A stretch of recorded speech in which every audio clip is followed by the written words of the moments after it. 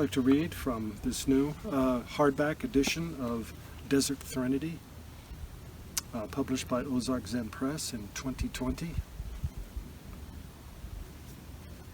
And I'd like to read from the short story, Desert Threnody, the ending of it. Baldry doesn't need the water. He trudges. He breathes heavily, rhythmically, but he leaves no tracks. North Mesa is flat, wind-enthralled, a fine view of the Chusca Mountains. He had read about the first residents of Chaco Canyon and how they weren't farmers at all, but archaic gathering and hunting people who took seasonal advantage of the plants and animals on Chakra Mesa. A few seeps and springs and canyon alcoves and the winter protection of rock shelters.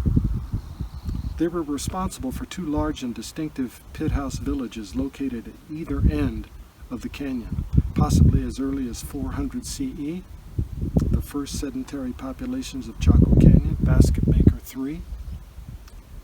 And by 850 CE, the Puebloans began construction of Pueblo Bonito, Peñasco Blanco, and Una Vida. By 1035, major great house construction begins, and this is considered the Chaco system at its zenith. Baldry stops his trekking long enough to feel the warmth of the sun on his face, his eyelids, the top of his head. He can see Pueblo Alto in the distance.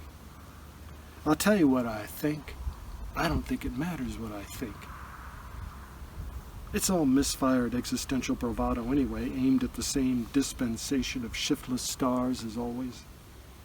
The other day he heard the term has-been vaqueros, and he didn't think cowboy, he thought politician.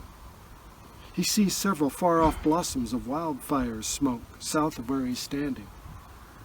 What shelter in place looks like, reconfigured to accommodate some formidable terrain you never return from.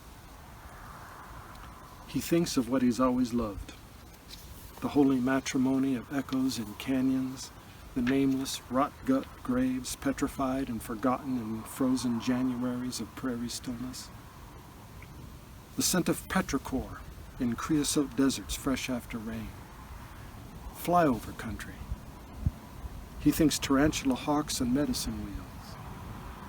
He's glad he was cremated. The ashes she spread found the wind and hit the spot.